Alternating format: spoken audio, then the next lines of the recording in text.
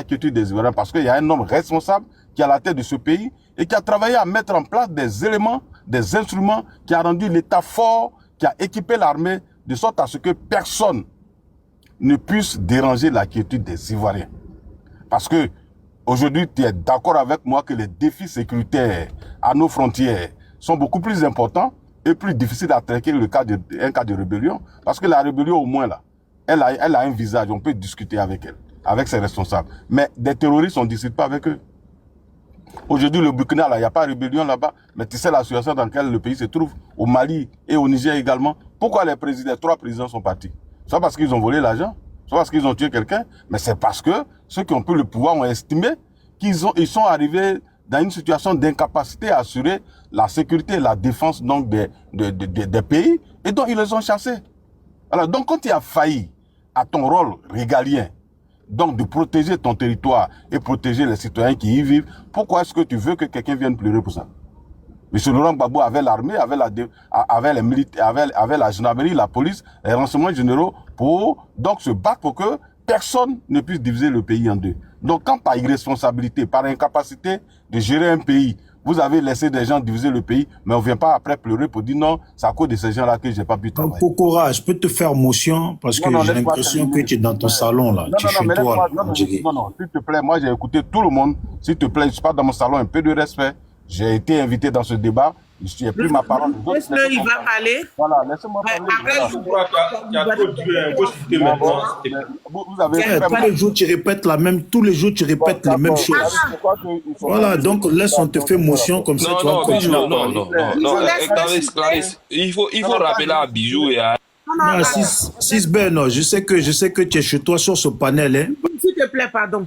Donc, je disais, laissez Pokora chuter. Après, il y a l'Ivoirien qui est PPSI. Il y a aussi AMD qui est là. Et puis, même pas ouvert mon micro pour parler. Voilà.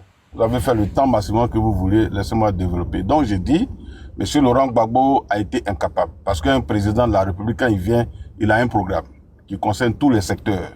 La défense, la sécurité, l'économie, la politique, la diplomatie. Il a un programme. Quel était le programme pour M. Laurent Gbagbo concernant la défense et la sécurité? Surtout dans un contexte post-crise. Parce qu'il y a eu un coup d'État, il y a eu donc une élection calamiteuse donc, qui a débouché donc, sur des morts. Donc, il était conscient de la situation. Alors, quelles sont les dispositions que M. Laurent Gbagbo a prises pour que la Côte d'Ivoire ne soit pas divisée en deux? Aujourd'hui, où il a près de 80 ans, où il a des difficultés même à se mouvoir, vous voulez qu'on lui donne le pays alors qu'à 50 ans, il n'a pas réussi à protéger le pays. Mais ne prenez pas les Ivoiriens pour des idiots. Donc, j'ai dit, dès lors que tu n'as pas été capable de protéger ton pays, parce que le premier acte qu'un président de la République pose lorsqu'il est élu, c'est de prêter serment. Et quand il prête serment, il jure de protéger et d'assurer l'intégrité territoriale et de protéger la Constitution. Qu'est-ce qu'il en a fait? Qu'a-t-il fait de son serment? Il n'a pas respecté son serment parce qu'il ne pouvait pas gérer un pays. Il est inapte à gérer un pays. Donc après, la faute ne revient pas aux autres. Aujourd'hui, là, Christian Kaboré ne peut pas accuser les terroristes. Mais c'est parce qu'il a failli à sa mission et il a été chassé, c'est tout. Quand il est incapable, on te chasse. Et donc, j'ai dit, aujourd'hui, le président de la République a travaillé parce qu'il est conscient, il est responsable.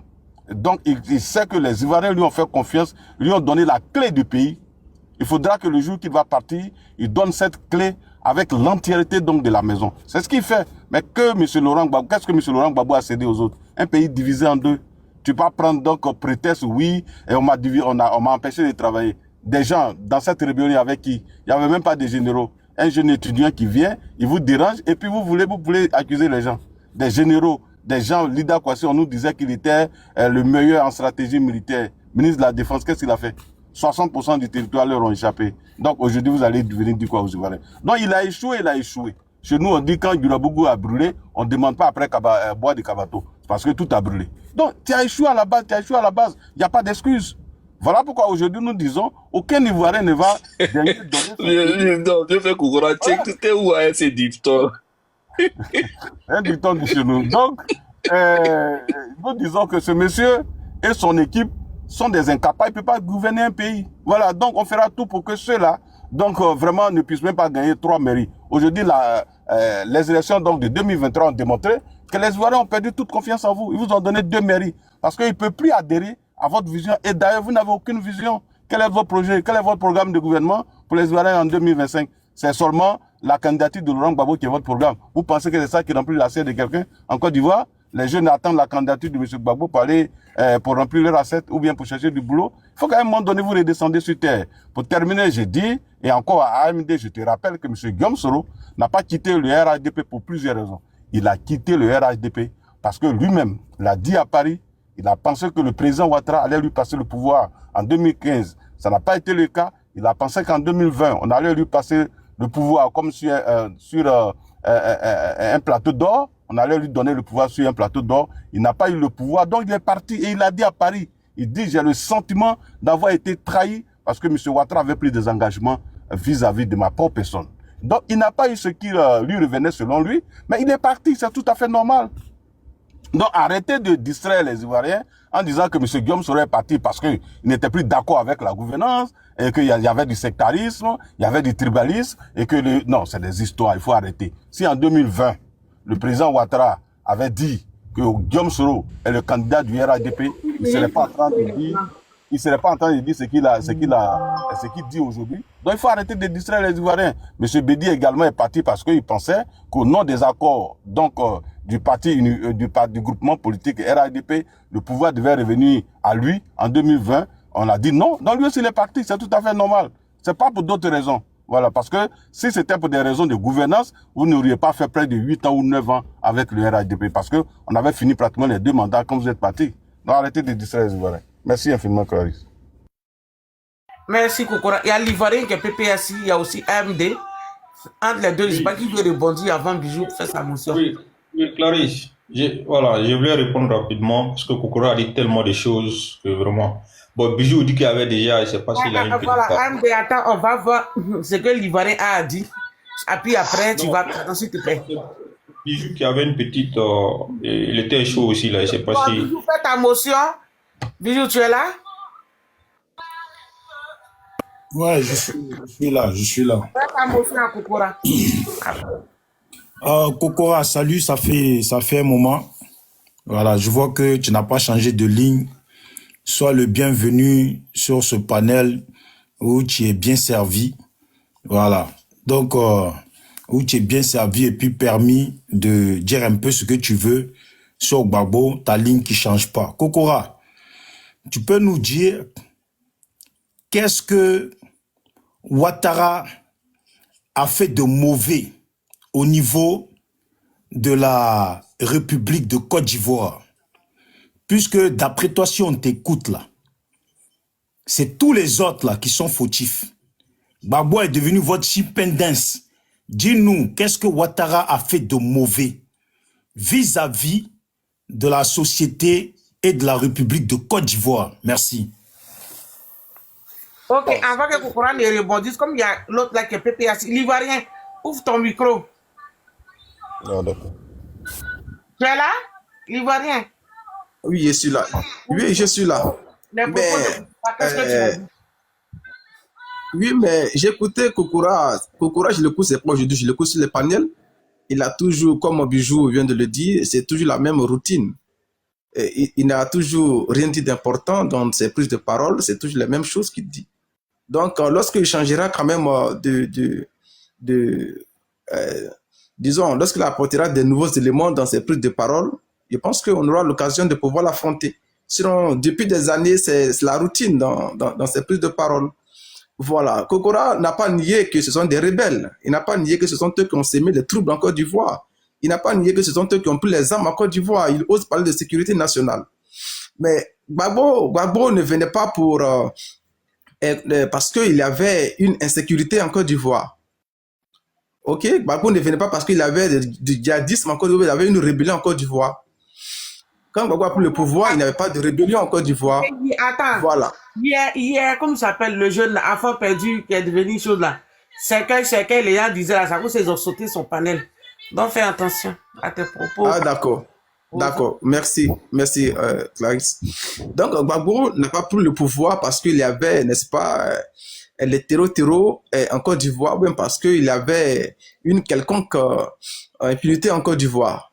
contrairement à l'exemple qu'il a pris, qui concerne les présidents de l'AES, voilà, ils ont dégagé certaines personnes dans l'AES parce qu'ils manquaient à leur mission. Mais Gbagbo, quand il a pris le pouvoir, c'était pourquoi? C'est parce qu'il y avait des terreaux en Côte d'Ivoire qu'il a pris le pouvoir pour pouvoir accomplir cette mission. Il n'a pas pu l'accomplir, puis ils l'ont dégagé. Mais à un moment donné, comme il le disait dans l'entrée de jeu, et vous savez, les gens de RHDP ou bien RDR, particulièrement RDR, à un moment donné, comme je dis là, je ne sais pas si c'est parce qu'ils sont des fanatiques de leur parti politique ou bien de la personne de M. Ouattara, mais je ne pense pas qu'ils soient quand même motivés par une bonne conscience quand ils viennent sur les panels. Voilà, ils vont toujours raconter les mêmes choses à demi debout, ils pensent qu'ils sont éloquents alors qu'il y a beaucoup de manque d'intelligence dans ce qu'ils disent. Kokora, c'est pareil, il n'a pas changé. Depuis des années, c'est toujours la routine. Nul ne vient sur les panels pour pleurnicher ou bien pour pleurer parce que Gbagbo a été empêché par la rébellion. Nous ne faisons que relater ce qui est et ce qui a été.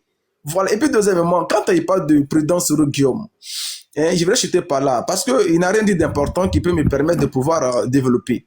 Il parle de Soro Guillaume. Gbagbo, Soro Guillaume, il y a AMD qui est là qui va rebondir sur lui. Non, oui, grande soeur, j'ai compris, mais permets-moi de chuter par là. Le pouvoir de Gbagbo, il a traité Gbagbo d'irresponsable. Tout ça, il faut répondre à ça. Mais je disais que, oui, mais je disais que il n'a rien dit d'important concernant le président de Laurent Gbagbo. Mais il a quand même accepté qu'ils étaient des rebelles. C'est eux qui ont pris les armes en Côte d'Ivoire ici, qui ont troublé l'ordre public. Gbagbo ne venait pas pour une quelconque sécurité ivoirienne parce que la Côte d'Ivoire était déjà en paix. Il n'avait pas de désordre en Côte d'Ivoire. Mais c'est la prise de pouvoir par le président de Laurent Gbagbo que eux-mêmes, c'est même Kokora et avec sa cohorte, ont créé la rébellion ici.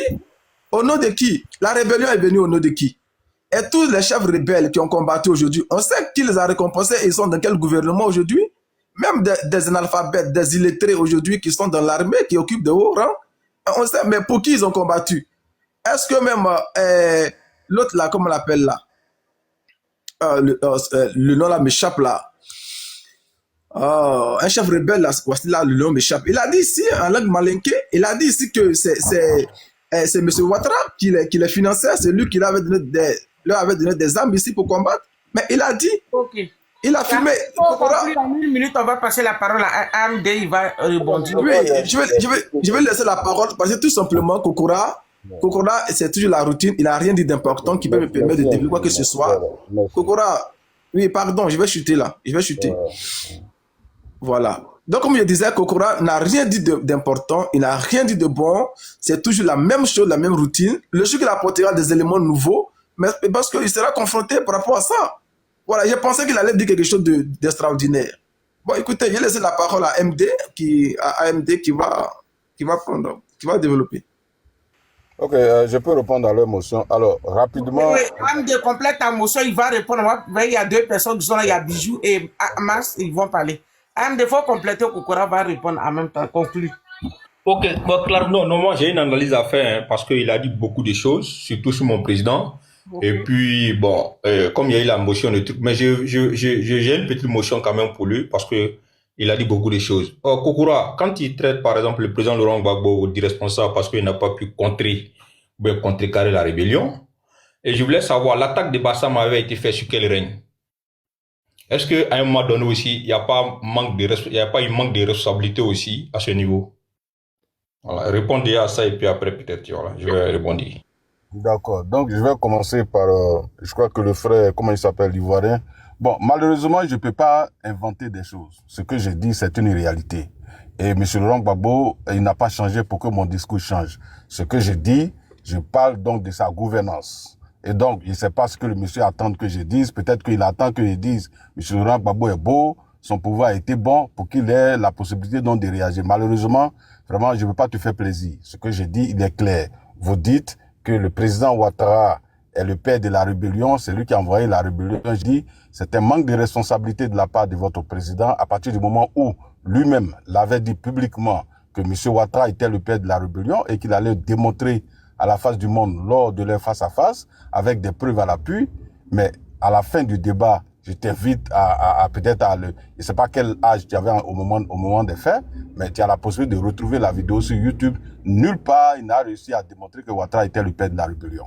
Tu as cité en exemple le livre de M. Guillaume Soro. Je t'ai dit, je te mets au défi de me sortir une seule phrase où M. Guillaume Soro est en train de dire qu'il a fait la rébellion pour que M. Ouattara soit président de la République de Côte d'Ivoire. Et nulle part dans cette déclaration, jusqu'en 2011, M. Guillaume Soro, nulle part vous ne trouverez qu'il aurait dit qu'il a fait la rébellion pour le compte de M. Ouattara. Lui-même, devant Alain Foucault, on lui a posé la question. Il a dit qu'il était son propre patron.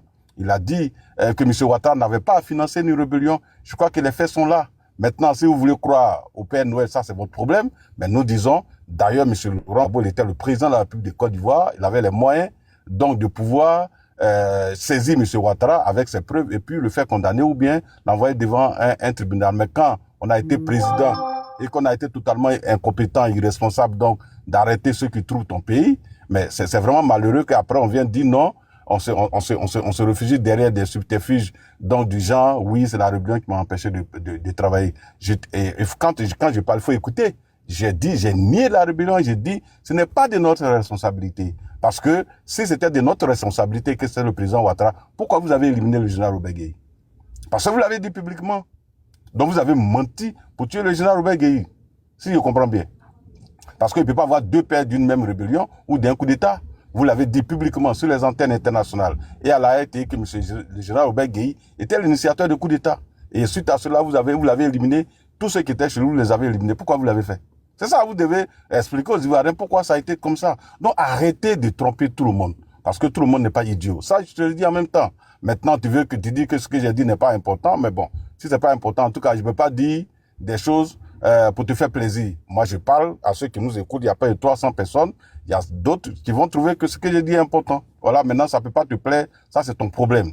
Voilà. Donc, j'ai dit, un président, il ne vient pas pour gérer une rébellion ou des terroristes. Quand il vient, le pays est en paix, mais il a une armée. Il met en place une politique pour protéger le pays. Voilà. Surtout quand les rocs Marc Kaboré venaient. Quand ils venaient, il n'y avait pas de terroristes. Mais ils ont trouvé une situation, ils viennent de trouver. Vous avez l'obligation et la responsabilité de protéger le pays. On se prépare. Les États-Unis, là, ils ont été frappés. Est-ce que Bush s'attendait donc à ces frappes? Non. Mais il doit se préparer. Quand ça arrive, tu dois réagir. Et pour rebondir sur la question des AMD, effectivement, Abidjan a été attaqué. Mais tu prends Abidjan et Bassam, mais même Kafolo a été attaqué. Mais est-ce que tu as vu ces terroristes, donc, je vais dire, rester sur le territoire ivoirien? La Côte d'Ivoire n'est pas un centre du terrorisme. Pourquoi? On peut frapper un pays, même les États-Unis, on les frappe. Mais la responsabilité d'un État et d'un président, c'est de faire en sorte de ramener le calme et la sécurité. Sinon, en France ou d'autres vivent, mais les terroristes frappent chaque jour. Mais quand l'action arrive et que c'est surprenante, alors l'État réagit. Et c'est ce que j'ai dit. Une rébellion est venue attaquer un régime, mais il a le temps donc de repousser cette rébellion et de la chasser de son territoire. Je te rappelle que le président Houphouët-Boigny a fait face à deux rébellions. La rébellion du Saint-Louis, donc il a maté. La rébellion donc du Guébié, qu'il a maté. Il aurait pu aussi faillir comme Laurent Gbagbo et le pays allait être divisé en deux, donc une partition donc des Agnis, et puis le pays est divisé en deux. Mais au nom de sa responsabilité et de sa capacité à faire face à tous les problèmes, il a réagi et on n'a pas connu de rébellion. C'est ça la responsabilité d'un chef d'État. Est-ce que vous ne savez pas? On ne confie pas le pays à n'importe qui. Parce que si vous faites votre pays à n'importe qui, à un moment donné, il va prendre des prétextes et des excuses alcooliques pour dire non, moi je suis venu pour travailler, les gens sont venus m'empêcher de travailler. Mais attends, l'État doit être plus fort que n'importe quel individu ou groupe d'individus. Mais si l'État a failli, l'État donc est défini comme étant l'entité détentrice donc du monopole de la violence physique légitime, mais si ça t'échappe, il n'est plus un État. Il faut lire la définition d'un État. Un État, on dit il est le monstre froid, le plus froid des monstres froids. Donc si tu ne sais pas ça, vraiment je vous invite à bien vous cultiver et à regarder les choses. Pour finir, je vais répondre à la question de Bijou. J'ai trouvé la question un peu risible, mais je vais répondre à ça quand même. Il me demande qu'est-ce que le président Ouattara a fait de mauvais. Ce que le président Ouattara a fait de mauvais, vraiment, c'est d'avoir placé la Côte d'Ivoire à un certain niveau aujourd'hui. Je crois que les Ivoiriens sont débordés de travaux. Voilà. Ça, c'est peut-être que ça peut, pour vous, c'est mauvais, mais je dis, Le président Ouattara, depuis qu'il est arrivé à la tête de ce pays, le pays est en paix, le pays est stable, malgré les tentatives donc, de coup d'État et les guerres qui étaient au Ghana et en Europe, tentaient donc de déstabiliser le pays. Mais il a tout fait pour faire échec à leurs initiatives et à leurs projets donc maléfiques. Donc la Côte d'Ivoire est en paix aujourd'hui. Il a apporté le développement. Mais pour couronner le tout, quand même, Bijou, tu n'as pas dit que les 2 coups d'Afrique qu'on a obtenus, ça ne t'a pas mis en joie. Tu as célébré cela quand on a pris les 2 coupes. Mais avant lui, il y a eu combien de coupes? Une seule coupe. En 51 ans, une coupe. On a eu 2 coupes. Mais ça a été un moment donc extraordinaire pour les Ivoiriens. Donc voilà Alassane Ouattara. Donc aujourd'hui, c'est vrai, tout n'est pas parfait, tout n'est pas beau comme dans le meilleur des mondes, mais au moins les Ivoiriens, donc aujourd'hui, reconnaissent que le monsieur, il a travaillé. Il a transformé leur quotidien. Aujourd'hui, tu arrives à Abidjan, en tout cas, peut-être si tu es allé à Abidjan il y a 10 ans ou 15 ans, tu seras obligé de prendre 10 pièces pour te promener ou un guide. Sinon, tu vas te perdre Bijou d'Afrique. Donc, je m'arrête là pour ne pas être long, pour vous dire que vraiment, c'est un bon débat. On discute entre nous et frères, entre nous frères, c'est important de le faire dans la courtoisie et j'ai aimé la courtoisie. Kokora, s'il te plaît, comme ça, tu chutes en même temps. Tu as dit que nulle part dans les déclarations de Soro Guillaume jusqu'en 2011, tu as bien précisé, jusqu'en 2011, Soro Guillaume n'a déclaré avoir fait une rébellion pour Alassane ou pour mettre Alassane ou pour permettre à Alassane à prendre le pouvoir ou à être au pouvoir. Jusqu'en 2011, est-ce qu'il y a quelque chose qui change après 2011? Merci. Bon, non, rien ne change, mais là, il faut poser parce que comme tu as dit, parce que ça m'a un peu...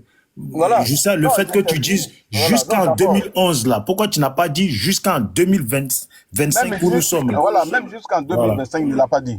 Non, calme-toi.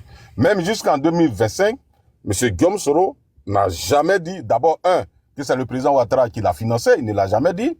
Et j'ai même une vidéo aussi qu'il a faite en 2000, une intervention sur une radio guinéenne en 2020, au moment où il avait quitté le RADP, mais il a repris ses propos pour dire la rébellion, c'est pas Alassane Ouattara qui l'a faite, alors qu'il nous avait déjà quitté. Si tu veux, moi j'ai un seul téléphone, j'envoie la vidéo à Sisben, il va jouer pour que tu l'entendes, de sa propre bouche. Et ça, c'est en 2020, septembre 2020, il a dit. Voilà, donc vraiment, reposer encore la question à M. Guillaume Soro, pourquoi il a fait sa rébellion, il vous dira les raisons encore, peut-être, il va répéter ce qu'il a écrit dans son livre, et qui l'a financé, peut-être il va vous expliquer qui l'a financé, sinon le président Ouattara n'est ni le père, ni la mère donc, de cette rébellion. Merci infiniment. Ok, on va dire ce qu'on va faire. On va le Mars, parce qu'il est monté plusieurs fois, il est tombé. On va lui donner la parole. Mars, vas-y.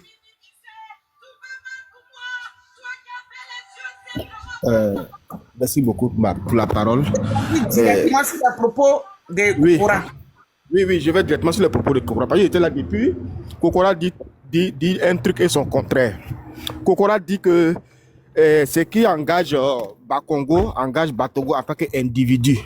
Par contre, Kokora tient compte des propos de celui-même qui a aidé Bakongo à écrire la même constitution.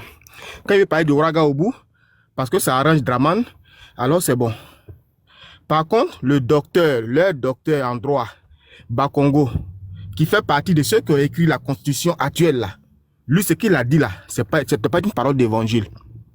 Et ce que lui a dit, c'est public.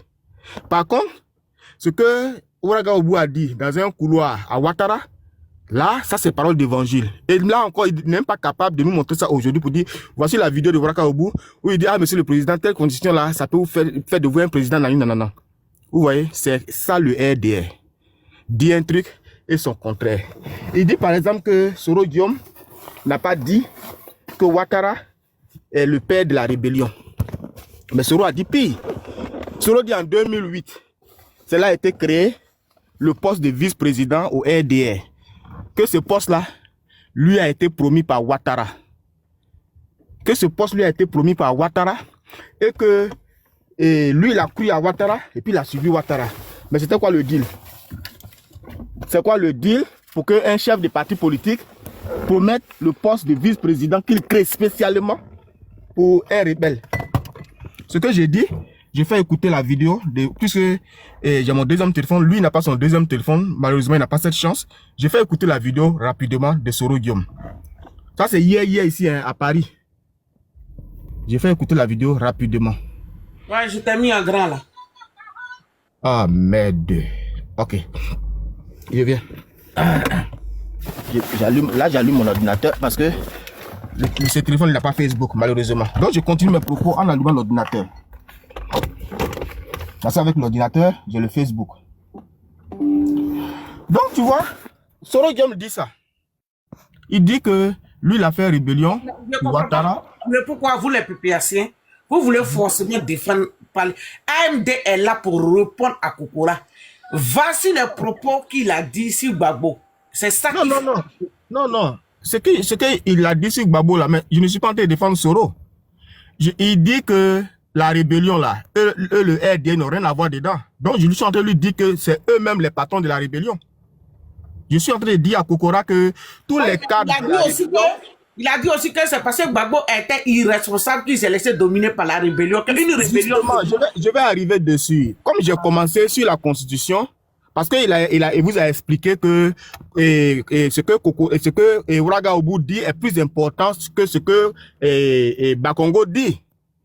Et comme Bakongo, il allait jusqu'à dans les médias, et le journal lui a même posé la question, vous êtes sûr? Il dit, il est sûr et certain. Donc, comme Kokora dit que Bakongo, la parole de Bakongo n'est pas une parole d'évangile, pourtant c'est Bakongo qui a écrit la Constitution. Donc, il va nous dire que Ouattara a choisi un idiot qui ne connaît rien en droit, qui ne connaît pas la Constitution et qui est venu nous mentir. Il va venir nous dire que Ouattara a envoyé un idiot qui ne connaît pas le droit à l'Assemblée nationale pour mentir à tout un peuple, pour dire qu'il met sa main au feu.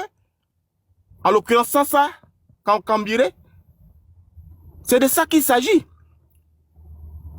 Aujourd'hui, là, on a des vidéos de Sansan Kabiré, on a des vidéos de Bakongo, ceux-là même qui sont les responsables de cette constitution. Et comme il est en train de nier qu'ils n'ont rien à voir avec la rébellion, et Clarisse, je suis en train de lui dire que, mais ils font partie de la rébellion. Parce qu'en 2008, quand Ouattara créait la vice-présidente au RDA pour promettre ça à Soro, Soro était chef rebelle. Il dit que Ouattara lui a fait 3 promesses. C'était quoi ces promesses? Il a cité les promesses. Qu'il a cru à Ouattara parce que Ouattara est un technocrate qui a évolué aux États-Unis depuis 20 ans. Qui est parti à l'âge de 20 ans. Donc ça veut dire que même la présidence qu'ils ont organisée, ils ont fait un deal. C'est ce que ça veut dire. Et qu'effectivement, quand il a fini, il est rentré au RDA, il est devenu vice-président, mais lui ne s'attendait pas à ce que ça soit RHDP.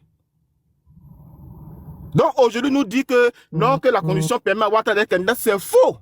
Parce que c'est ce que vous avez vendu aux Ivoiriens. Maintenant, dit que oui, on l'a attaqué et comme on l'a fait tomber, il a échoué. Mais c'est une idiotie, mais que le RDA avance à chaque étape. D'abord, le RDA est venu à 4 reprises, Clarisse, attaquer le président Gbagbo. Ils ont échoué lamentablement. Même la 4e fois, ils ont échoué.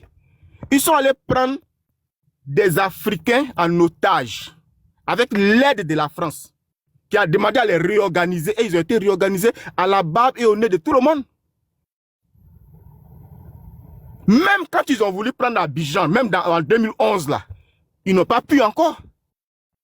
Donc, dire que le président Gbagbo a échoué, non.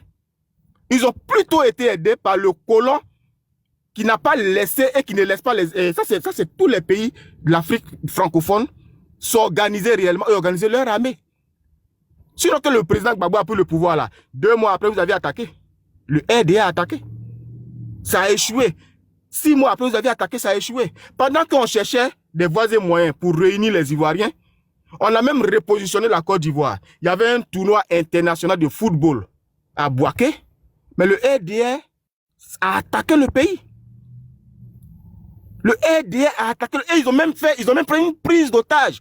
Donc, dire que le président Gbagbo est un incompétent par rapport à ça, c'est une idiotie. Ils sont juste en paix parce que les autres là, ils sont des patriotes. Ils aiment la Côte d'Ivoire. Ils aiment les Ivoiriens. Clarisse, tout à l'heure, il a parlé des attaques, des gors, mais c'est des bêtises.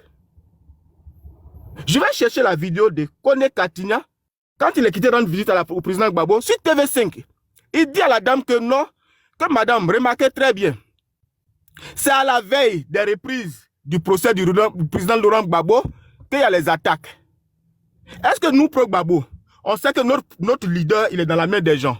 Pourquoi c'est le jour qu'on fait ouverture de son procès là, qu'on vient attaquer la Côte d'Ivoire? Pourtant, l'argument de ceux qui nous attaquent là, ils disent que s'ils libèrent notre leader là, on va venir s'aimer la zizanie en Côte d'Ivoire. Depuis lors, les attaques ont cessé. Parce que leur plan là, il a mis ça aux yeux du monde. Toutes les attaques qui ont eu lieu en Côte d'Ivoire, regardez, vous qui suivez là, les 300 et quelques personnes là, regardez les périodes. Quand il y a accalmie à la CPI, il n'y a pas d'attaque. Le jour quand le procès du président Laurent Gbagbo reprend, 2 jours avant, il y a attaque. Et c'est comme ça, et Kone Katina a fait sa sortie. Et depuis lors, il n'y a plus d'attaque. Simplement parce que ce plan diabolique a été dévoilé. Au finish, ils ont envoyé maintenant des civils à la CPI pour dire non, si Gbagbo devient, ça va être dangereux, tout et tout. Voilà Gbagbo qui est à Abidjan. Donc les attaques là, ce sont des attaques eux-mêmes, ils pépètent. Et quand ils finissent, ils prennent quelqu'un, parce que les pays ont des amis, ils prennent quelqu'un, ils viennent, ils le chicotent jusqu'à ce qu'il fasse des déclarations et ils disent non qu'il a avoué. Voilà Lida Kwasi qui dit qu'il n'a rien avoué depuis lors. Quand il est sorti. On connaît la méthode de Ouattara. Oui, Abidjan, tout va bien. Mais Kokora, il est chauffeur aux États-Unis. Abidjan, tout va bien. Mais depuis 2011, les Ivoiriens ont traversé la mer. Mais en grande quantité. Mais attends, quel est ce peuple qui a honte ou qui a peur ou qui n'aime pas le bonheur? Simplement, Draman Ouattara, il gonfle les chiffres comme aujourd'hui par exemple Macky Sall. Hein, c'était les mêmes chiffres qu'il nous donnait en Côte d'Ivoire. Voilà, aujourd'hui on dit qu'il y a combien 18 milliards ou bien combien de milliards de dettes qu'ils ont cachées. FMI vient de dévoiler ça. Donc ceux-là, ils ont peur de partir parce qu'ils savent qu'ils ont caché. Ils ont peur de perdre le pouvoir parce qu'ils savent qu'ils ont fait tellement de bêtises, tellement de vols. Comment est-ce que la logique voudrait que les Ivoiriens là, ils fuient pour rentrer? Clarisse, pendant la rébellion, les 10 ans de rébellion, les Ivoiriens ne sont pas sortis. C'est quand le bonheur Draman est arrivé que les Ivoiriens fuient leur pays. En masse, ça meurt dans la mer. Et on nous dit que tout va bien. Le tout qui va bien, il va bien comment? Ou bien Ouattara est un croque-mort? C'est un croque-mort? Et lui-même Ouattara reconnaît hein, que oui, c'est les pays voisins là qui viennent à Daloa et puis après, ils prennent notre nationalité. Ça veut même dire qu'ils banalisent la nationalité ivoirienne. Lui-même Ouattara. Quelqu'un vient faire 6 mois à Daloa et il a la nationalité ivoirienne dans le passeport ivoirien puis il voyage avec. Ça, c'est Ouattara qui dit ça sur France 24. Donc, ce qui va bien là, ça se trouve où? Qu'est-ce qui va bien? Dès 2010, avec leur patron, la France, ils ont imposé la chienlit. Sur 30 ministres, le RDR avait 15 cadres. Parce que la rébellion a ses ministres, le RDR a ses ministres. Et les deux forment un bloc. Les cadres sont puisés dans le RDR. On peut les citer. D'autres sont morts, d'autres sont encore vivants, ils sont au RDR. Vous comprenez? Donc ne venez pas nous dire ici, insulter notre intelligence pour dire non, c'est parce que Gbagbo a été incompétent, que le coup d'État a risqué la rébellion. Non, la rébellion, c'est pas transformé en rébellion comme ça. Vous avez fui comme des chiens pourris. Vous avez fui Abidjan. Sinon, l'objectif, c'était pas Bouaké. C'était Abidjan. C'était de chasser Gbagbo. Et avec les vieux Kalachnikov, ils vous ont chassé comme des pourritures. Et c'est grâce à la France qui a fait force tampon, qui est venu vous prendre là. Et puis après, vous avez dit prendre quelques Libériens et fortifier votre base. Mais quand on a fait opération dignité encore, vous avez fui encore comme des chiens pourris. C'est une histoire récente de la Côte d'Ivoire. Donc Kokora ne vient pas nous raconter des bobas. Je donne l'exemple. Quand il va me répondre là, qu'ils me disent que Bakongo a écrit la constitution actuelle, oui ou non. Donc si Bakongo a écrit la constitution et qu'il dit que Ouattara peut pas être candidat, pourquoi il dit que c'est la parole de Bakongo? Le ministre qui représente Ouattara, qui rend la justice ivoirienne, qui se met devant le peuple, l'Assemblée nationale, qui dit que c'est pas possible à tous les niveaux. En 2011, Ouattara faisait 35 conseils des ministres. Aujourd'hui, il fait combien? Il a quoi? Pourquoi il est de Paris? C'est Paris, il gouverne? Vous comprenez? Donc moi, je ne suis pas là pour défendre GPS, mais je suis là pour dire qui est le RDR. Le RDR n'a jamais aimé les Ivoiriens. Le RDR aime que le RDR. Et comme eux, ils mangent des miettes, donc ils se disent que tout va bien. Parce qu'il est ici, on leur donne des miettes, ils pensent que tout va bien. La logique voudrait que le miel là, les mouches partent vers le miel. Le sucre là, quand tu verses au sol, la logique voudrait que les fourmis partent vers le sucre. Mais si tu verses ton sucre et toutes les fourmis tournent dos à ton sucre, c'est que c'est du sucre empoisonné. Alors le bonheur donc veut vanter ici Kokora, mais c'est un bonheur empoisonné. La mortalité a augmenté sous le bonheur Ouattara. L'espérance de vie a régressé sous le bonheur Ouattara. Nous ne sommes plus en guerre. Ils font des ponts surfacturés. On nous dit que on va faire telle route à telle route, ça va faire 24 milliards en 24 mois. Après, ça devient, au lieu de 24 mois, ça devient 48 mois. Quand tu te réveilles le matin, au lieu de 24 millions, ça devient 50 milliards. Ça vole à outrance. C'est ça le bonheur des Ivoiriens? Ou on va dire quoi? Ali Baba et ses 40 voleurs. C'est juste les 40 qui bouffent. Et ils bouffent entre eux. Quand ils finissent de tomber, ça retombe entre eux.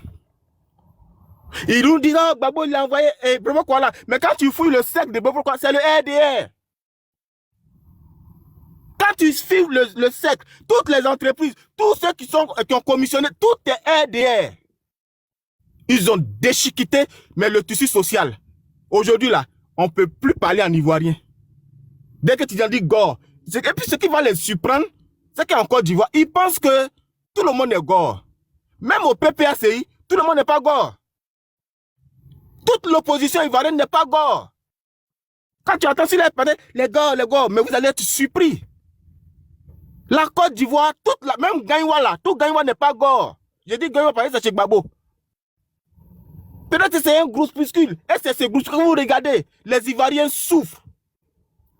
Les terres sont spoliées. Les gens deviennent fous à longueur de journée. Vous parlez de beauté d'Abidjan. Vous parlez de quelle beauté? Mais on va auditer tous vos travaux. Quand tu vas sur le site, ça aussi vous pouvez vérifier, du ministre de la Construction, du ministre des Infrastructures et autres, mais regarde le point des dépenses. À côté de ça, dépose la dette. C'est le jour et la nuit. Donc votre dette là, elle va être auditée. Tout ce que vous avez volé. Clarisse, si on te dit que ceux qui négocient la dette en Côte d'Ivoire là, le fils de Ouattara fait partie, est-ce que tu vas croire?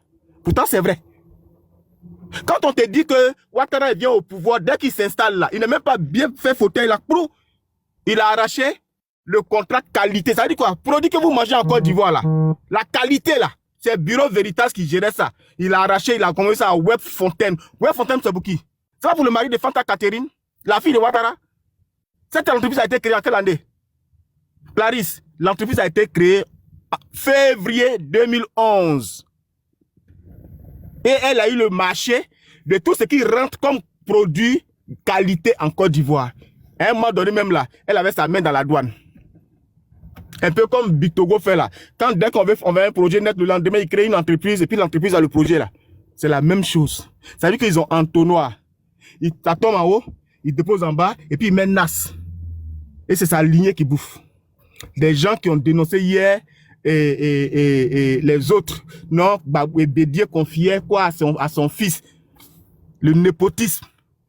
Aujourd'hui, on ne vit plus le népotisme. C'est le népotisme même qui est dedans. Hier, là, ils nous ont dit que le pétrole ivoirien, là, qu'il y avait 100 barriques. Là où Gbagbo Laurent nous donnait 40 barils. Mas, tu chutes en 2 minutes, ok? Je vais chuter sur ça. Après 3 ans de gouvernance, ils viennent nous faire le point qu'ils sont à 40 barils. Ça veut dire quoi? Ça veut dire que ce que Laurent Gbagbo, lui, nous donnait avant, et ils ont dit que c'était le double, là. Les 60 000 là sont rentrés où? Est-ce qu'aujourd'hui, la façon on nous faisait le point des barils de pétrole en Côte d'Ivoire, est-ce que vous entendez ça encore? On n'entend plus ça. Parce qu'ils sont au pouvoir. Des voleurs, chaque jour qui nous volent. Mais ce que vous voulez là, on va suivre l'exemple du Sénégal. Dans la douceur et dans la paix du Seigneur. Je m'arrête là. Merci. Ok. Bijou, tu veux rebondir avant que Kokora ou bien...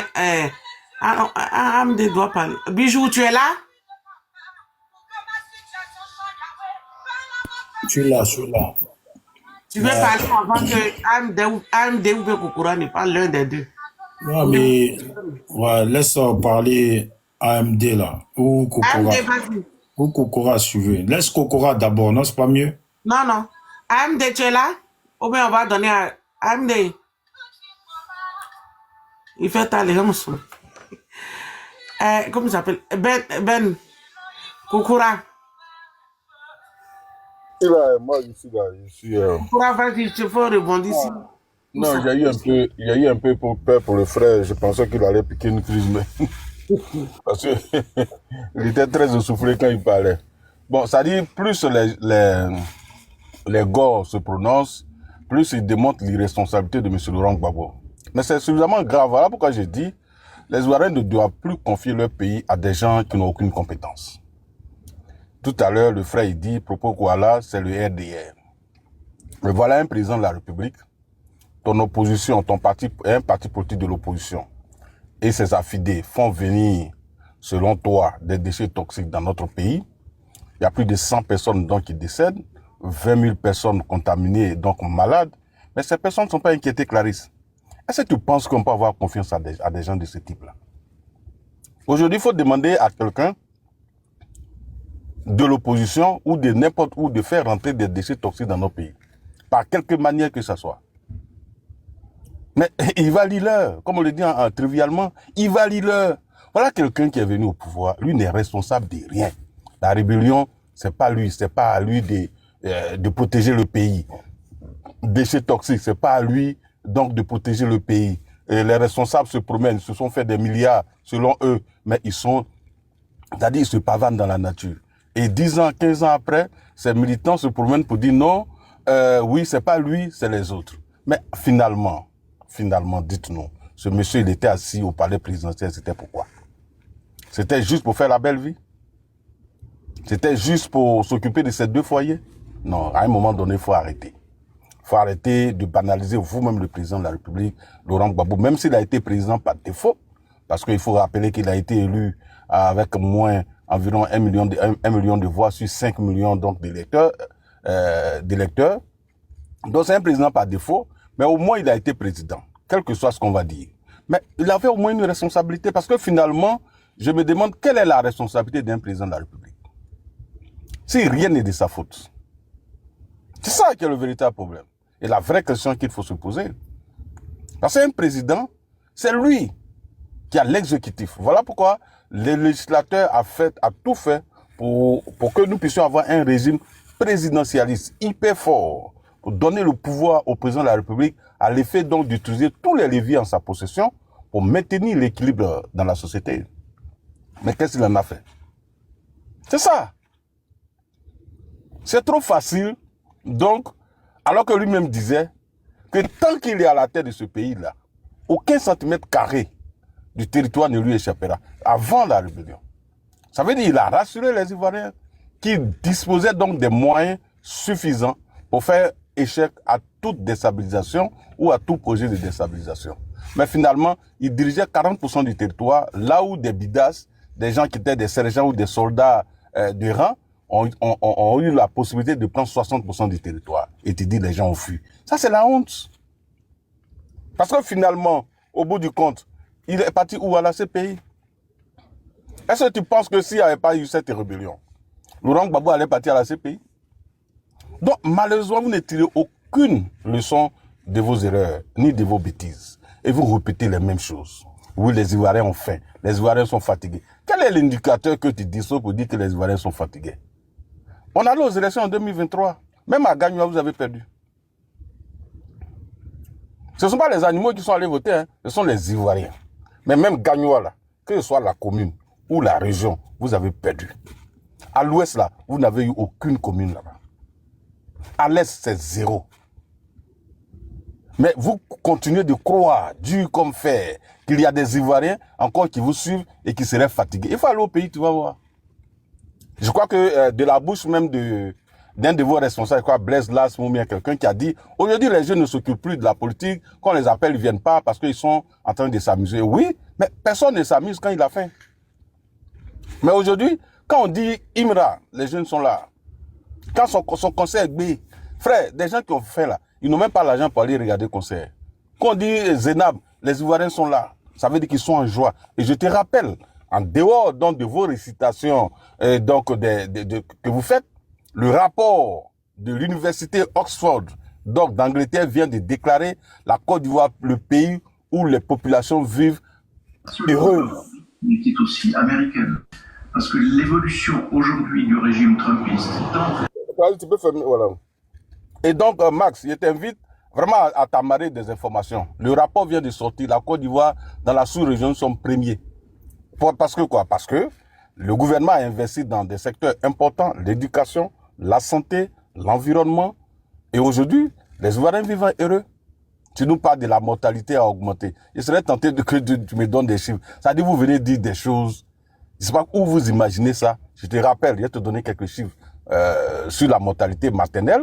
Quand nous arrivions au pouvoir, il y avait environ 875 décès sur 100 000 accouchements pour les femmes. Aujourd'hui, nous sommes à 300. C'est-à-dire nous avons plus que réduit de plus de moitié. Le taux de mortalité infantile, donc qui était de 150 sur le 1000 naissances, aujourd'hui, nous sommes à 50 décès. L'espérance de vie, quand vous partiez, c'était à 53 ans. Selon le dernier rapport, nous sommes le rapport 2023, nous sommes à 61 ans. Et nous attendons le rapport de 2024. Donc, à tous les niveaux, frères, nous avons augmenté significativement les données de la Côte d'Ivoire. Tous les indicateurs sont ouverts. Et ça, tu prends tous les rapports, que ce soit Moody's, que ce soit Fitch, que ce soit la Banque mondiale, que ce soit le FMI, tous les rapports, même Bluefield Investment, les rapports sont bons. La Côte d'Ivoire, je te rappelle, tout dernièrement, la Côte d'Ivoire vient de lever 1 euro bon. On attendait 1,15 milliard d'euros, mais on a eu près de près de 10 milliards d'euros. On a seulement retenu 1,15 milliard. Parce que la Côte d'Ivoire a la confiance donc des partenaires. Au niveau de taux d'intérêt, ça a diminué de 15 points de base. Où c'était à 6,60, aujourd'hui nous sommes à 6,45. C'est l'un des pays, je dirais même le premier pays en Afrique, donc qui peut emprunter sur le marché à un tel taux. Parce qu'ils ont la confiance en la Côte d'Ivoire. Tu comprends? Quand tu prends la notation financière, nous sommes le deuxième pays derrière le Botswana ayant la meilleure note financière. Donc, qui détermine la crédibilité du pays en termes donc de riposte face à sa dette. Donc, vraiment, frère, il faut parler d'autres choses. Sincèrement, il faut parler d'autres choses. Je crois que les Ivoiriens aujourd'hui sentent que le pays va bien, même si il y a des choses, nous reconnaissons, il y a des challenges à relever, il y a des défis, il y a l'emploi jeune, il y a dans la santé, nous devons continuer d'investir parce que malheureusement, tu prends de 90 jusqu'en 2011, aucun hôpital général n'a été construit, ni inauguré. Jamais. Les CHR, on n'en parle pas. Mais aujourd'hui, les CHR pleuvent. Les hôpitaux généraux pleuvent. Équipés en scanner, en IRM. Aujourd'hui, nous avons un centre de traitement du cancer, ce qui n'existait pas jusqu'à l'arrivée d'Alassane Ouattara. Même dans la sous-région, on n'a pas un centre de cancer de traitement, un centre de traitement du cancer. C'est la Côte d'Ivoire seulement qui en dispose. On vient même de signer un contrat avec le Bénin dans le cadre du tourisme sanitaire, c'est-à-dire ils vont envoyer leurs malades en Côte d'Ivoire pour les soigner. Aujourd'hui, les femmes enceintes accouchent gratuitement, y compris la césarienne. Les enfants de 0 à 5 ans sont soignés gratuitement. Les femmes de Côte d'Ivoire ont un appui financier à hauteur de près de 80 milliards aujourd'hui. Donc, le fonds d'appui aux femmes de Côte d'Ivoire. Les jeunes bénéficient donc de projets d'accompagnement, donc l'accompagnement donc de l'État. Donc, frère, c'est vrai, tout n'est pas beau dans le meilleur du monde. Mais sur les 51 ans, je puis t'assurer que le bilan de 15 ans est largement supérieur au bilan de 51 ans de gouvernance. À tous les niveaux. Tu prends au niveau de l'énergie. Quand nous arrivions, c'était 33% de taux de couverture nationale. Aujourd'hui, nous sommes à 95% de taux avec un objectif de 100% fin 2025. Tu vis aux États-Unis, c'est ça au moins l'importance de l'énergie dans la vie et le développement d'un pays. L'eau potable, on était autour de 40%. Aujourd'hui, nous sommes à 80%. Donc, à tous les niveaux, frères, nous avons augmenté. Tu prends les universités, il y en avait combien? 3. Aujourd'hui, il y a pratiquement une dizaine d'universités. Donc, tu peux pas nous dire qu'en 15 ans, oui, le président, le père... Non, moi, je suis venu d'abord, ça dit, frère, il faut arrêter de prendre des raccourcis. C'est pas parce que des Américains vont en Afrique, en Côte d'Ivoire, ou même au Burkina, des Français vont en Afrique, que c'est parce qu'ils ont fui la misère. Non. Il y a quelqu'un qui a dit, tu sais, je vais te donner un adage, c'est Saint-Augustin qui l'a dit. Il dit, la vie est un livre. Mais ceux qui ne voyagent pas lisent une page de ce livre. Le fait d'avoir voyagé, toi, aujourd'hui, l'expérience que tu as eue, pour avoir rencontré d'autres expériences, pour avoir vécu d'autres cultures, ça a été un plus pour toi, quel que soit. Donc, ceux qui voyagent, c'est pas parce qu'ils fuient la misère, non, c'est pas possible. Sinon, il te dit que la fille de Xi Jinping, le président chinois, elle est aux États-Unis, je crois qu'elle vient de rentrer, elle a fréquenté ici. Tous les dignitaires, tous les enfants des dignitaires chinois, tu es aux États-Unis, tu sais, tu rencontres les Chinois ici. Pourtant, c'est la deuxième puissance économique. Ceux qui traversent la frontière pour venir aux États-Unis, là, les Chinois, il faut taper sur Internet, tu vas voir la vague de Chinois donc, qui vient aux États-Unis. Mais pourtant, la Chine, c'est la deuxième puissance mondiale. Donc, tu ne peux pas nous dire, parce que des Ivoiriens vont en Europe, voyager, c'est un projet de rêve. Les gens ne fuient pas forcément la misère. Parce que d'ailleurs, tu es d'accord avec moi, surtout que tu vis aux États-Unis. Ceux qui traversent la frontière du Mesquite depuis l'Afrique pour venir là, Clarisse, ils dépensent entre 6 millions et 8 millions pour arriver ici. Quelqu'un qui est pauvre, il n'est pas millionnaire dans son pays. Et ceux qui vont en Europe, c'est parce qu'ils ont de l'argent pour payer les passeurs qu'ils y vont. Mais c'est parce qu'ils ont travaillé, ils ont économisé. Maintenant, ils veulent vivre leurs rêves, donc ils voyagent. Et d'ailleurs, la France n'est pas, la Côte d'Ivoire, c'est pas la France. Elle est plus développée que la Côte d'Ivoire. Donc si des gens veulent être benguistes, mais ça c'est leur projet. D'ailleurs, c'est parce que l'économie va bien que des gens peuvent travailler, économiser et puis faire face à leur ambition. Dire bon, j'avais rêvé longtemps à aller en France, aujourd'hui j'ai économisé, donc je vais en Europe. Donc comme aujourd'hui les visas sont devenus difficiles à obtenir, parce que les conditions donc ont été renforcées, et tu le sais, tu vis aux États-Unis, tu sais, les conditions pour obtenir les visas aujourd'hui c'est difficile. Donc les gens qui veulent venir être benguistes comme toi, mais ils prennent l'eau puis ils s'en vont. Ça ne veut pas dire que l'économie va mal. Et puis c'est faux de dire. Le président de la République n'a jamais dit que des gens viennent en Côte d'Ivoire, ils prennent la nationalité et puis ils vont en Europe. Il dit, comme à cause des opportunités en Côte d'Ivoire, il y a des jeunes de la sous-région qui viennent en Côte d'Ivoire, ils travaillent, ils économisent et puis ils vont à l'aventure. Il n'a jamais dit qu'ils viennent, ils prennent la nationalité et puis ils s'en vont. Non, c'est faux. Je te mets au défi de me sortir les propos du président de la République là où il a dit. Mais il ne faut pas continuer de mentir, frère. Voilà, tu peux dire des choses tout en restant collé donc à la vérité et ne pas dire tout et n'importe quoi. Donc, je ne vais pas être long, mais ce que nous disons, c'est que tu dis, les gars, c'est pas tous les Ivoiriens, mais je te dis qu'il n'y a pas d'indicateur. Et je te demande d'aller en Côte d'Ivoire, tu vas voir. Moi, la semaine prochaine, je me rends en Côte d'Ivoire, mais je vais te faire peut-être filmer quelques endroits. Pourquoi tu vois comment ton pays a changé? Je ne dis pas que c'est beau, hein. Et je veux dire, ce n'est pas le paradis, hein, mais le pays a changé. Là où tu l'as laissé avant de venir, là, le pays n'est plus là. Voilà, tu arrives à Abidjan aujourd'hui, vraiment, tu n'as rien à vivre à New York. Voilà, tu arrives même à Boaké, tu vas penser que ce pays-là, cette ville n'a pas connu de rébellion. Tu arrives à Korogo, c'est merveilleux. L'autoroute, là, je te rappelle que ça va maintenant jusqu'à derrière Boaké, ça atteint pratiquement Kachula. Je t'annonce encore des projets, peut-être que tu ne le sais pas. Le chemin de fer San Pedro Man sera lancé bientôt. La construction donc d'une deuxième scie sera lancée bientôt. Le métro va finir d'ici 2026-2027. Donc frère, ton pays est en train d'avancer. C'est vrai, tu aimes Laurent Gbagbo, mais il faut redescendre sur terre. Toi-même, consciemment, quand tu regardes Laurent Gbagbo, tu sais qu'il ne peut même plus diriger un quartier. Parce qu'il n'est plus lui-même. Il est fatigué. Et ça, tu le sais. Voilà, si à 55 ans, il n'a pas réussi à gérer le pays et que des gens l'ont divisé en deux, c'est pas à 80 ans ou quand dans ses meetings. Est-ce que toi-même, tu l'as déjà entendu parler d'un projet? Si tu vas pour parler de sa femme Nadi Bamba, il parle de quoi? Rien. Et si tu penses qu'aujourd'hui, au XXIe siècle, des gens vont confier leur pays à quelqu'un donc qui prend la parole en public, et il ne sait même pas faire la différence entre Lucky Dubé, mais quand même, frère. Il faut laisser le monsieur aller se reposer.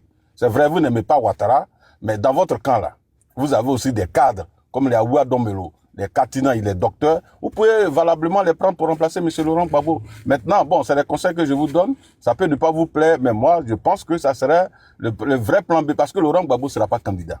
Et ça, vous pouvez vous nourrir d'illusions. Vous pouvez continuer de rêver. Mais Laurent Gbagbo ne sera pas candidat en 2025. Et ça, c'est clair, c'est bouclé. Voilà, c'est bouclé. Et ne comptez pas sur les jeunes. Et aujourd'hui, là, si vous ne pouvez pas marcher, c'est parce que vous savez que les jeunes là, ils vont pas vous suivre. Lancez un appel de marche, vous allez voir. Personne ne va vous regarder. Parce que d'ailleurs, quand vous étiez au pouvoir, quels étaient les projets que vous avez réalisés pour les jeunes? À part distribuer l'argent des Ivoiriens aux Français, donner 3 milliards à Jacques Chirac, et c'est ça, comment on appelle le projet de Laurent Gbagbo. Non, arrêtez vraiment de distraire les Ivoiriens. La Côte d'Ivoire aujourd'hui est arrivée à un niveau où on n'a pas besoin d'irresponsables et d'incompétents. Donc pour la diriger, on a besoin des gens sérieux, comme Alassane Ouattara, qui ne bavardent pas, qui ne dit pas tout et n'importe quoi, qui est concentré. Chaque fois qu'il prend la parole, il dit des choses sensées. Il parle de l'avenir de la Côte d'Ivoire. Il parle des projets. Il parle aussi des défis à relever. Il met ses ministres en mission. Donc, il n'est pas là pour dire tout et n'importe quoi. Voilà. Donc, là, je vais m'arrêter là pour dire à nos amis de se calmer. La Côte d'Ivoire, c'est notre pays. Personne ne viendra la diriger à notre place. C'est à nous de nous battre pour que ce pays-là puisse évoluer, mais tout en sachant choisir les vrais responsables. Donc, ils vont continuer l'œuvre qu'Alassane Ouattara a déjà commencé. Merci infiniment. Excuse-moi, Kokora. Tout à l'heure, là, tu as parlé de... Bon, toi, une question que je vais te poser. Puisque tu dis que Gbagbo ne sera pas candidat, tu as vu, ça c'est ce que toi tu dis. On attend jusqu'à ce que le jour se lève. Voilà, pour voir clair s'il est candidat ou pas. Le reste, là, ce que pensent les gens, je pense que ça ne te concerne pas. Toi, tu es déjà dans ce groupe-là. Voilà, dans ce groupe de draman, groupe de criminels, groupe de gens dont on sait comment ils sont venus. Mais bon, politiquement, tu ne fais que la politique sur la toile. Je t'ai déjà dit ça. Donc, forcément, les débats, deux fois, même débattre avec toi, sachant que tu ne passes ton temps que à tenir des discours politiques qui t'emmènent à mentir à tout moment. Voilà. Donc, je ne sais pas si ça vaut la peine. Mais les gens sortent là, ou les gens vont sortir, ou les gens ne vont pas sortir. Je pense que ça ne te concerne pas. Les jeunes ou pas les jeunes là, ça ne te concerne pas. Il y a bien des jeunes dont le RHDP se sert. Tu comprends? Et puis, ça ne vous pose pas de problème. Voilà un qui dit que il a torturé des gens en Côte d'Ivoire. Ça te dérange pas. Donc là, ma question c'est, est-ce que si demain les gens sortent là, toi Kokora là, tu vas quitter le RHDP et la toile pour ne plus qu'on entende parler de toi parce que tu n'auras pas de... On va dire que ça montrera que tu n'as pas de personnalité si les jeunes sortent. Donc j'aimerais bien que tu donnes ici une parole d'homme. Que si les gens sortent là, comme d'après toi, personne ne va sortir là. Si les gens sortent là, toi là, tu promets de faire quoi? Quitter la toile, quitter le RHDP, lâcher la politique ivoirienne ou au moins faire une politique de vérité. Maintenant, ma deuxième, tout à l'heure tu as parlé de Soro, que Soro, Alassane avait promis, Soro pensait, ouais, il y avait un accord entre Alassane et Soro. Soro s'est senti trahi en 2015 parce qu'il pensait que Alassane allait lui passer le pouvoir. Voilà. Et puis en 2020, tu as dit qu'il pensait prendre le pouvoir, il pensait avoir le pouvoir, en tout cas la présidence, comme si c'était un gâteau. Bon, Soro a été déçu là. Quelle était la promesse? Quel était le contrat qu'ils ont signé? Quel était ce qui liait Soro avec Alassane pour qu'à la fin là, il soit déçu? S'il te plaît, il faut nous raconter. Merci. D'abord, je voudrais te rassurer que les jeunes Ivoiriens ne sortiront pas. Et ça, c'est une promesse que je te fais. Peut-être un groupuscule de 200 ou 300 personnes peuvent sortir. Parce que bon, il ne faut pas aussi penser que tout le monde est frappé d'une lucidité extraordinaire. Il y a des ignorants, des naïfs, effectivement. Non, Kokora, il faut qu'on soit clair. Quand on parle des jeunes là, nous on sait que j'ai bien précisé, vous avez vos jeunes. Voilà, ceux-là, là, eux, ils sortiront. Non, mais pour qu'on soit clair, pour ceux qui écoutent, c'est pour ça. Parce que tu as dit un groupuscule de 200, mais 200, là, c'est des êtres humains. C'est soit tu dis les jeunes ne vont pas totalement sortir, ou il y en a qui vont sortir. Merci. Prends le temps d'écouter, j'ai été suffisamment clair. Quand on lance une marche, c'est pas pour avoir 30 ou 100 personnes. Voilà. D'ailleurs, dans les années 90, quand Gbagbo lançait des marches, c'était vraiment des foules qui sortaient. Même en 2002, quand Blé Goudé lançait les marches, je ne sais pas, bon, c'était à Paris où, mais au moins tu as vu les images, c'était des millions de personnes. Au moins 1 ou à 2 millions.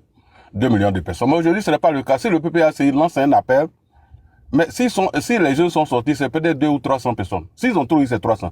Donc, alors que 300 personnes, tu es d'accord avec moi que ça ne peut rien faire, ça ne peut rien créer, ça ne peut influencer aucun pouvoir. C'est ce qu'ils sont en train de te dire. Et ils seront très vite contenus. Voilà, quelques-uns vont sortir, mais ils seront très vite contenus par les forces de police. Et ça, c'est clair. Voilà. Sinon, je sais qu'il y a des gens qui réfléchissent comme toi, qui sont jeunes, en Côte d'Ivoire ou moins jeunes, ou bien comme Max, bon, qui vont vouloir se jeter dans les rues pour défendre la cause de Laurent Gbagbo, c'est tout à fait normal. Mais j'ai dit, la majorité des jeunes, dans leur grande majorité, personne ne s'intéresse à la vie de Laurent Gbagbo. Parce que d'ailleurs, pour qu'un jeune puisse te suivre ou aller bomber sa poitrine pour toi, il faut qu'il sache ce que tu lui proposes. Qu'est-ce que M. Gbagbo propose? Rien, absolument rien. Voilà, lui, il est venu de la CPI, il mène un combat personnel. Ce combat personnel, c'est de laver son honneur, parce que pour lui, il a été éjecté du pouvoir, il faut qu'il revienne donc au pouvoir. Voilà tout ce qu'il fait comme combat, c'est normal pour lui. Mais ça n'intéresse pas les Ivoiriens, parce que ce n'est pas un projet de vie pour les Ivoiriens, ni pour la jeunesse. Et ça, c'est ce que je devais te dire. L'autre chose, je ne sais pas quelle autre question tu avais posée. Si tu peux me rappeler ta question, ta seconde question. Rappelle toi-même tes propres mots, hein. Voilà, c'est pas ma question, ce sont tes propres mots. Comme il a dit beaucoup de propos. Et puis voilà, non, mais c'est pour ça, non, mais je précise d'abord pour les gens qui écoutent toujours. Tu as dit, Guillaume a quitté le RHDP parce qu'il... Voilà, merci. Alors, donc j'étais en train de dire aux soroïstes qui est en bas, que son patron, les propos publics qu'il a tenus, il a été clair. Il est parti du RHDP, c'est lui qui parle, hein. C'est pas Koukoura qui parle, c'est pas le président Ouattara qui a parlé. Il a été clair pour dire, il a le sentiment d'avoir été trahi, je le paraphrase, et que Ouattara, il y avait un deal entre les deux, et que Ouattara lui aurait promis le pouvoir. Et lui aurait promis le poste de Premier ministre, ainsi qu'un poste de vice-président au RDR. Il n'a pas eu le poste de vice-président au RDR, il a non plus été Premier ministre pendant longtemps, je crois qu'il a été Premier ministre environ une année, et non plus la troisième promesse n'a pas été tenue.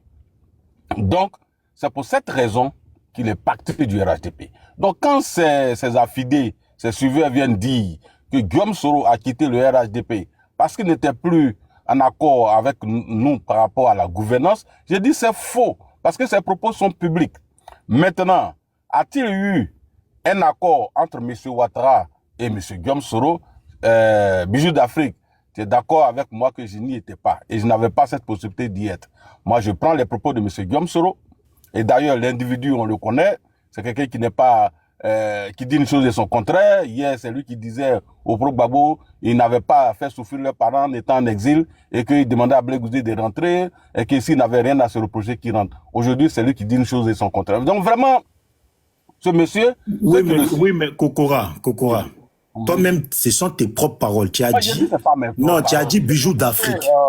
Non, mais attends, tu as dit bijoux d'Afrique. Tu es d'accord? Non, Kokora. Moi, c'est pour les gens qui écoutent. Kokora, c'est pas pour toi, c'est pour les gens qui écoutent. Tu as dit bijoux d'Afrique. Tu es d'accord avec moi que je n'y étais pas. À partir de là, on s'arrête sur ça. Ne commence pas à rajouter des choses sur Soro comme quoi il serait un menteur. Tu n'y étais pas. C'est tout. Écoute-moi. Mon frère. Au-delà de ce qu'il a dit, j'ai dit, j'ai ma propre interprétation. Ça, au moins, tu me l'accordes. Je suis un homme. Il a la capacité d'analyser. J'ai dit, l'homme est un menteur. Voilà, c'est un menteur et il a menti à plusieurs reprises. Est-ce que M. Guillaume Soro, quand il dit qu'en Côte d'Ivoire, il y avait un début de génocide, est-ce que tu es d'accord avec ça? C'est un mensonge. Il n'y a pas eu de génocide en Côte d'Ivoire. Et d'ailleurs, je le dis toujours, voilà pourquoi je ne comprends pas nos amis qui accusent le RDR d'avoir fait ci, d'avoir ça. Je l'ai dit toujours, la rébellion de M. Guillaume Soro a retardé l'arrivée de M. Ouattara au pouvoir. Et les premières victimes de cette rébellion, ce sont les militants du RDR et le président Ouattara lui-même. Voilà. Et donc, c'est faux de dire que oui, il a fait la rébellion et on devait le compenser. Quand il faisait sa rébellion, M. Ouattara était à Abidjan. Le RDR était au gouvernement de M. Laurent Gbagbo. M. Ouattara venait d'obtenir son certificat de nationalité en juin 2002. Donc, il n'y avait plus aucun problème, aucun obstacle sur la route de M. Ouattara pour arriver au pouvoir en 2005. D'ailleurs, sa rébellion a retardé les choses. Et ça, je le dis haut et fort. Parce que M. Ouattara aurait pu mourir même ce 19 septembre 2002 s'il n'y avait pas eu une échelle pour le sauver.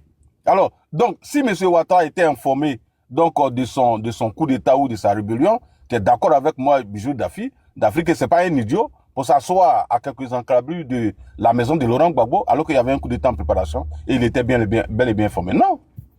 D'ailleurs, en 1999, quand le coup d'État arrivait, où était M. Laurent Gbagbo? Mais il s'est mis en sécurité à l'abri chez Omar Bongo en attendant que le coup d'État réussisse. Et vous pouvez reprendre le livre de Lida Kwasi, de l'épreuve de la démocratie à l'épreuve de la rébellion, il a clairement dit que lui, il était à Guibero en train de faire un meeting, une réunion avec les militants, lorsque Moissi Grenat l'a appelé pour dire il y a un coup d'État en préparation, il faut qu'il rentre à Abidjan pour encadrer les jeunes gens. C'est ainsi qu'il a laissé les militants les rentrer sur Abidjan et il a encadré les militants avec les Odès Soye, les leaders, les Boga Doudou et autres. Donc vraiment, quand on veut faire un coup d'État, je crois que les premiers responsables, d'abord, ils se mettent à l'abri en attendant de voir dans quelle orientation le vent va partir. Voilà un peu. Donc, j'ai dit, ce monsieur, c'est un plaisantin. S'il te plaît, je vais répondre. S'il te plaît. Non, non, j'ai fini de parler. Max, s'il te plaît, après moi, je vais vous laisser parler. Juste, Kokora, ma dernière question, toute dernière. On a vu Soro Guillaume dire, on a vu Soro Guillaume dire qu'il allait faire asseoir Ouattara. Laissez-moi parler. Non, vous avez laissez-moi poser des questions. Je pose ma question. Ils sont trop excités, comprenez? Voilà. Je dis, Kokora, on a vu Soro Guillaume, en tout cas, moi, j'ai vu Soro Guillaume à Paris avec ses compagnons du devoir. Et il leur disait qu'il allait faire asseoir Ouattara pour lui donner des conseils. Qu'est-ce qui se passe? Qu'est-ce qui s'est passé entre Soro? Qu'est-ce que Soro a reproché à Alassane pour en ce moment-là avoir dit qu'il allait le faire asseoir pour lui donner des conseils? Quels conseils et pourquoi? Merci. Oui, non, il est clair que Guillaume Soro voulait renverser le président Ouattara. Et quand il regarde ce qu'il disait, ça ressemble très pour très au traitement qui a été infligé à Samuel Doe, où il était assis, vraiment on lui donnait des conseils. Je te demande de regarder la vidéo. Donc, c'est dans ça que M. Guillaume Soro était. Donc, mais son plan a échoué, le jeu d'Afrique. Parce que pour lui, il avait la capacité de renverser le président. Et quand il allait le renverser, effectivement, parce que quand on met regarde, par quelle manière et par quelle alchimie quelqu'un va faire asseoir un président de la République pour lui donner conseil. Si c'est pas après l'avoir renversé. Comme les gens ont donné conseil au gars de la Guinée, Alpha Condé, tu as vu comment il était assis, puis les militaires lui donnaient des conseils. Mais c'est dans ça, c'est l'image que ça renvoyait. Et c'est ce qu'il voulait faire d'ailleurs. Malheureusement pour lui, Alassane Ouattara, c'est pas Laurent Gbagbo. Voilà. Et aujourd'hui, je crois que l'état dans lequel lui-même se trouve, où il a erré en Europe, en Asie, jusqu'à ce qu'il atterrisse dans les pays de l'AES, au Burkina Faso, là où il a voulu faire un coup d'État. Mais je crois que il doit vraiment s'asseoir pour mieux réfléchir. Je crois que c'est lui aujourd'hui, on attend pour donner des conseils. Voilà. Donc, et aujourd'hui, quand il regarde Bijou d'Afrique, il y a qui derrière lui? Le dernier cadre qui était avec lui, Koné Tefou, il a lâché. Il a lâché, ça ne fait même pas une semaine. Parce que tout le monde a compris, sauf les naïfs, les gens des réseaux sociaux, des cyberactifs, bon, ils utilisent son nom, ils font des vidéos pour gagner un peu d'argent, pour manger, ça c'est tout à fait normal. Mais pour un cadre sérieux, conscient, qui n'est pas ignorant, ne peut pas suivre Guillaume Soro dans son aventure. Qu'est-ce que ce monsieur représente aujourd'hui? Il n'a plus rien, il n'a plus de force. Il a compté sur ses amis, ses ex-amis rebelles pour pouvoir renverser le président Ouattara. Alors que ces gens ont pris conscience. Ils ne peuvent plus risquer leur vie pour quelqu'un. Voilà. Donc, M. Guillaume Soro peut courir, mais je crois que quand ses forces vont l'abandonner, à un moment donné, quand il sera essoufflé, il va s'arrêter. Et ça, on espère que il va prendre conscience et puis comprendre que quand la course n'aboutit pas, à un moment donné, il faut arrêter. Voilà, c'est tout. Merci, Bijou d'Afrique. Donc, Bijou, je vais vous laisser parce que je suis au travail là. Merci infiniment, Clarisse, de m'avoir donné la parole. Je souhaite réagir et puis j'espère que voilà, Clarisse va remettre son sujet. S'il vous plaît. Ta technique de lui poser les questions, ça fait que lui seul il parle et puis voilà. Voilà, Bijou, bon, je ne sais pas à quelle fin, mais tu es en train de prêter le flanc seulement à Kokora que tu connais déjà, qui ne fait que se répéter et profiter de ce genre de panel-là pour voilà, mépriser les gens et puis voilà, rencontrer vraiment beaucoup de contre-vérités. Et puis en réalité, il est beaucoup quelqu'un qui n'aime pas vraiment la contradiction et qui est très mesquin, qui se fâche un peu rapidement. Et c'est lui qui aime vraiment insulter les gens ou bien voilà. Et c'est pas bien parce que tout à l'heure il a dit beaucoup de choses voilà et méprisantes et pourtant lui n'en sait pas quand on aborde les sujets dans ce sens-là. Voilà, il est descendu mais je tenais à lui dire et il s'est fait tard voilà et moi je souhaiterais que Clarisse relance ce débat-là. Mais je vais Chassis Ben qui est là, Voilà, je vais répondre à quelques litanies. Vous savez, Kokora, c'est quelqu'un qui se fait pour un intellectuel, mais un intellectuel qui n'est pas cohérent et qui n'est pas sur le droit chemin. Honnêtement, c'est pas au nom de la politique que tu vas pas avoir ou respecter certaines vertus de la vie.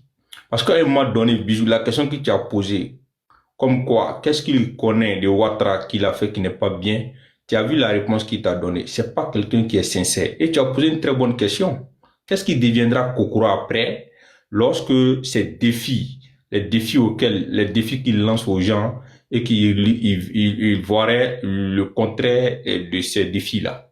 Parce que quand on est au pouvoir, on s'étale. Il faut se mémorer le passé. Est-ce que quand le président Laurent Gbagbo était au pouvoir, des gens n'ont pas tapé la poitrine? Voilà. Les gars, ils sont là, vous êtes témoins. On dit que le président Laurent Gbagbo, on a vu des secours très bien qui étaient dans les Ogura, qui ont dit que le président Laurent Gbagbo n'allait jamais bouger. Aujourd'hui, il a l'opposition. Donc, il ne faut pas, aujourd'hui, parce qu'on est au pouvoir, prendre le président Ouattara comme un dieu et comme quelqu'un qui ne va jamais quitter le pouvoir. Et le président Ouattara lui-même, consciencieusement, l'a déjà dit dans une interview. L'alternance viendra, lui-même il le sait. Et donc, il faut que les partisans du RADP quittent dans cette folie des grandeurs-là et quitter dans le mépris. Nous sommes dans une situation, c'est vrai qu'aujourd'hui, vous avez captivé vraiment tous les moyens répressifs de l'État pour pouvoir continuer la dictature, rester au pouvoir. Mais sachez que forcément, les choses vont changer. Et tous les dictateurs ont, à un moment donné, fini par lâcher le pouvoir. Donc, je pense que cette analyse qu'il fait là, c'est vraiment méprisant et ça montre qu'on est vraiment aveugle parce qu'aujourd'hui, on est au pouvoir. Maintenant, concernant le président Guillaume Soro, vous voyez, il est en train de dire beaucoup de contre-vérités, travestit un peu les propos du président Guillaume Soro. Quand le président Bijou a posé la question, lorsque le président Guillaume Soro dit qu'il y a un sentiment de trahison, mais ce n'est pas pour sa propre personne. Le président Guillaume Soro vraiment a été clair sur la question. Parce qu'il a dit au président Ouattara à un moment donné qu'on s'est battu pour une justice, pour une démocratie en Côte d'Ivoire. Mais à un moment donné, c'est pas au lendemain de la guerre que le président Guillaume Soro rapidement va se désolidariser du RADP. Mais il a quand même essayé de ramener le président Ouattara à la raison. C'est lui-même, si vous vous rappelez, le président Ouattara qui avait déjà imposé, bien qui avait déjà conseillé le président Ouattara de ne pas très tôt, de ne pas nommer son petit frère comme ministre. Vous avez vu ce qui a suivi. Donc le président Guillaume Soro, c'est vrai.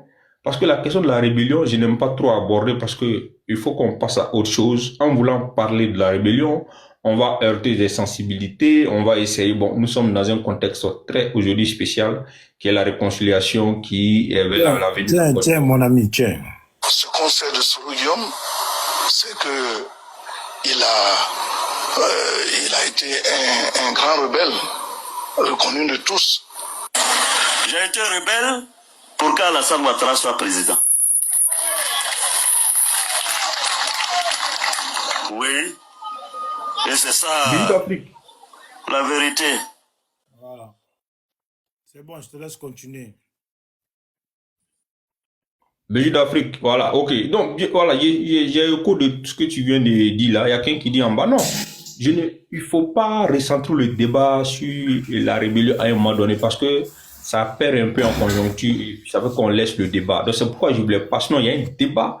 Si Clarisse veut qu'elle organise un débat spécialement sur la question de la rébellion, nous viendrons ici pour en parler. Mais, pour dire que Kokora n'est pas dans la vérité et vraiment il travestit beaucoup les choses, ce n'est pas bien. Récemment, avant de chuter, il a parlé par exemple qu'il y a un des grands cadres d'un des derniers cadres du président vient de lâcher le GPS. Mais c'est archi faux. C'est archi faux. Tu ne peux pas prendre tes fous comme une référence au GPS. Nous avons Ablé Fofana est là, il est au RADP, il n'a pas bougé d'un iota. Maître Afoussi Bama est au GPS, beaucoup de cas.